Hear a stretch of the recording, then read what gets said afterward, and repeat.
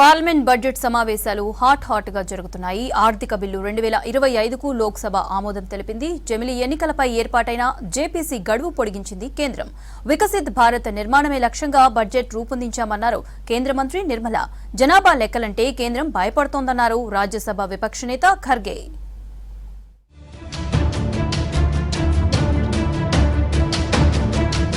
Parliament budget సమావేశాలు 10వ రోజు వాడి వేడిగా జరిగాయి. ఉభయ సభల్లో పలు కీలక బిల్లులకు ఆమోదం లభించింది.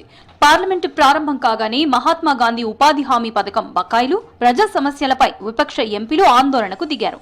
దీంతో ఉభయ సభలు కాసేపు వాయిదా పడ్డాయి.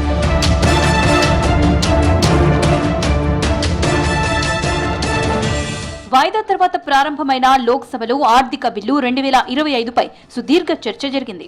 ఆ తర్వాత విపక్ష ఎంపీలు సవరణలను పరిశీలించారు స్పీకర్ ఓం బిర్లా. చివరకు 35 సవరణలతో ఫైనాన్స్ బిల్లు 2025ను ఆమోదించారు స్పీకర్. मंत्री जी अब प्रस्ताव करें कि विधेयक को यथा संशोधित पारित किया जाए.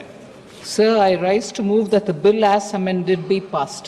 प्रश्न ये है कि यथा संशोधित विधेयक को पारित किया जाए. जो सदस्य इसके पक्ष में हाँ कहें, जो सदस्य विरोध में ना कहें. मेरे विचार में निर्णय हाँ वालों के पक्ष में, हाँ वालों के पक्ष में प्रस्ताव स्वीकृत हुआ और विधेयक यथा संशोधित पारित हुआ. వికసిత భారత్ నిర్మాణమే లక్ష్యంగా కేంద్ర బడ్జెట్ రూపొందించామన్నారు కేంద్ర మంత్రి నిర్మలా సీతారామన్. నకిలీ బిల్లులు, బినామీ ఆస్తుల నివారణకు కొత్త ఆదాయపు పన్ను చట్టం తెస్తున్నట్లు చెప్పారు. దేవాలయాలు, మసీదులు సహా మతపరమైన ప్రసాదాలపై జీఎస్టీ మినహాయింపు ఇచ్చామన్నారు Nirmala. That the IGST on import of drugs for rare diseases including muscular dystrophy has been fully exempted when imported by the patients for personal use. So there cannot be a GST on it.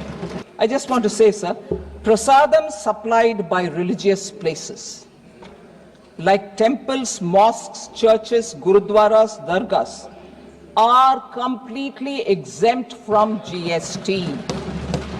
జమిలీ ఎన్నికలపై ఏర్పాటైన joint parliamentary committee గడువు పొడిగించింది కేంద్రం.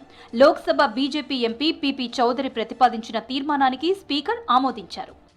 कि यह सभा संविधान 129वां संशोधन विधेयक 2024 और संघ राज्य क्षेत्र विधि संशोधन विधेयक 2024 संबंधी संयुक्त समिति के प्रतिवेदन के प्रस्तुतिकरण का समय मानसून सत्र 2025 के अंतिम सप्ताह के पहले दिन तक बढ़ाती है.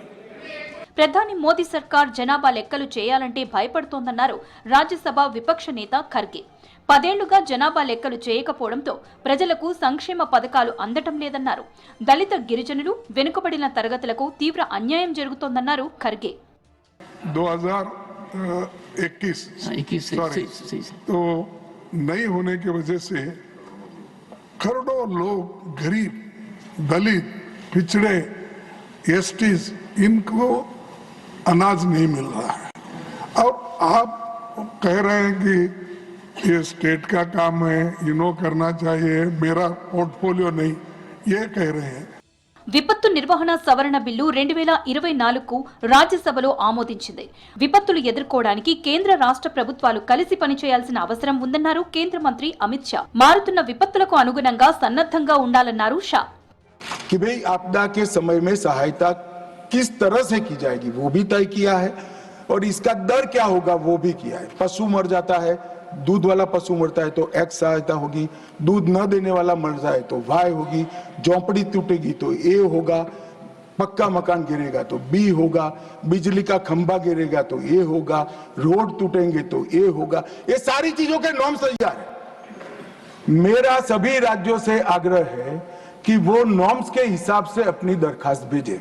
జాతీయ విపత్తులను నిర్వహించడానికి విపత్తు నిర్వహణ సవరణ బిల్లు సరైన నిర్వచనం కాదన్నారు విపక్ష ఎంపీలు. విపత్తు నిర్వహణ బిల్లు జేపీసీకి పంపించాలని డిమాండ్ చేశారు. రాజకీయ ప్రతీకార చర్యగా విపత్తు సాయం ఉండే అవకాశం ఉందన్నారు విపక్ష ఎంపీలు.